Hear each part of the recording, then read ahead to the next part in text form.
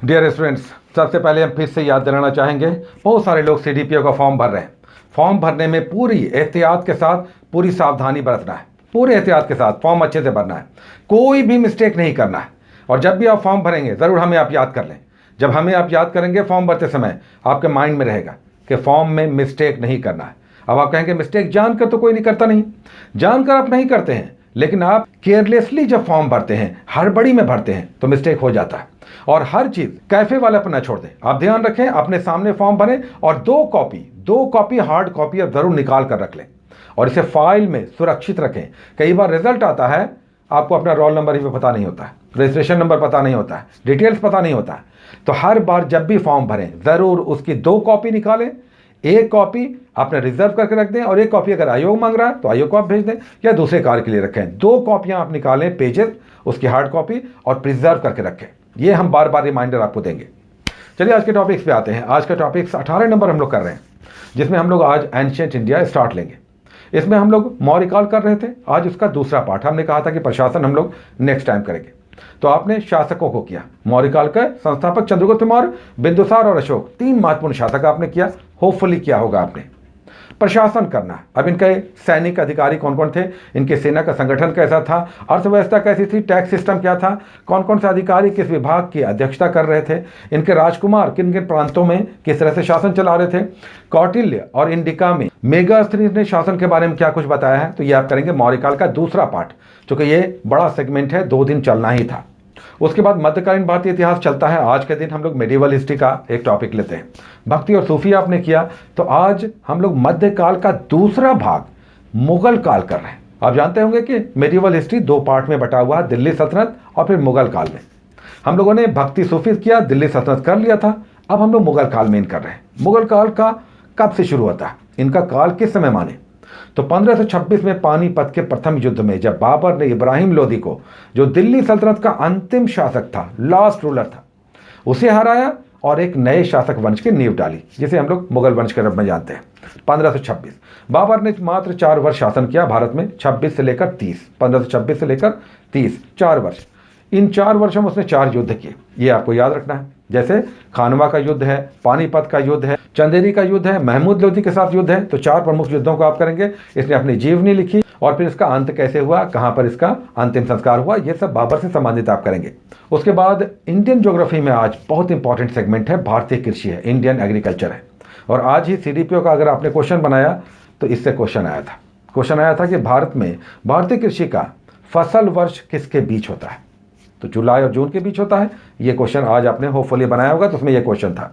Anyway, भारतीय कृषि आप करें, खरीफ और रबी फसल करें, किस किस फसल का कहाँ कहाँ उत्पादन होता है, इनके लिए कौन सा मंथ निर्धारित है खरीफ और रबी के लिए, खरीफ और रबी के लिए अलग अलग फसल कौन कौन से हैं, ये भी एग्जाम में आ जाता है।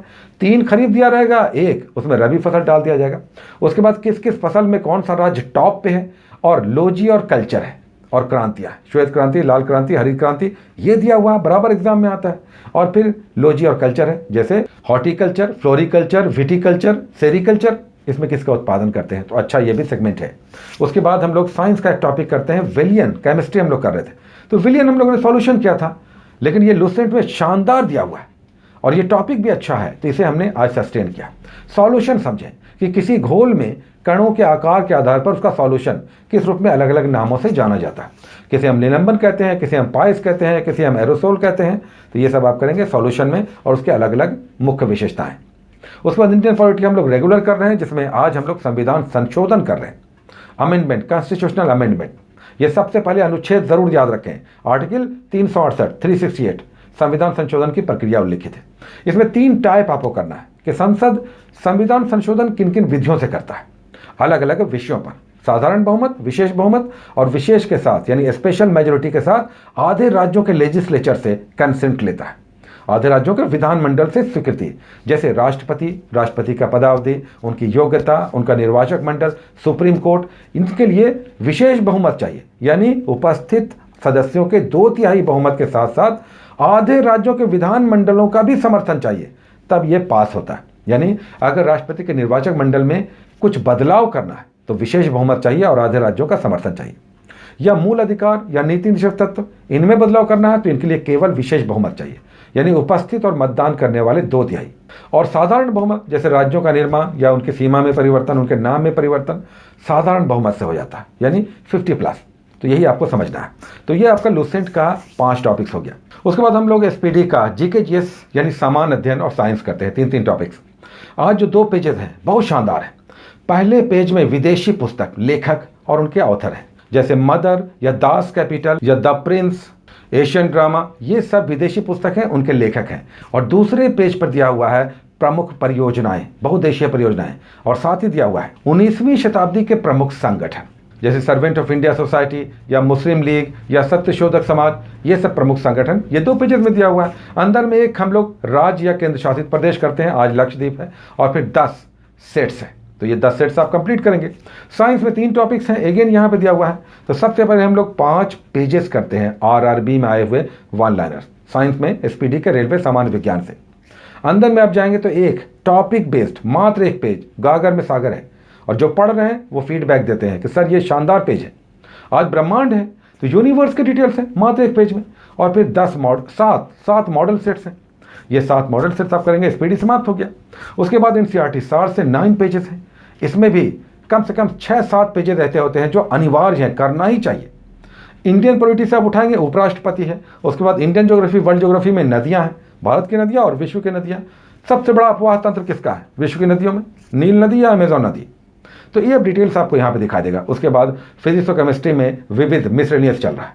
बायोलॉजी में हार्मोन है, हार्मोन कर लेंगे। इंडोक्राइन सिस्टम है, अंतःस्रावी ग्रंथियाँ, ये आप कर लेंगे। उसके बाद हिस्ट्री का टॉपिक आज मॉडर्न इंडिया में ब्रिटिश काल में अर्थव्यवस्था है, ये आप 9 पेजेस हो गए। उसके बाद करंट अफेयर्स में आप आएंगे तो यहाँ पर सबसे पहले एसपीडी के करंट अफेयर्स में जो हम लोग 2 फरवरी का कर रहे हैं 2021 का, उसमें आज राज्यों की योजनाएं हैं और सूचकांक है, इंडिसेस है। और फिर उसके बाद 16 नवंबर से लेकर 30 नवंबर तक डेट वाइज करंट अफेयर्स।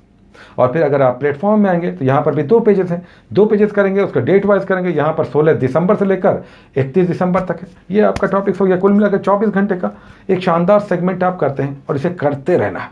कुछ लोग कहेंगे इतना सारा नहीं होता है, कम से कम 80% आप ज़रूर कंफर्म कीजिए। इसे पढ़ना है, हर हाल में पढ़ना है, और एग्ज़ाम निकालना है तब। Take care.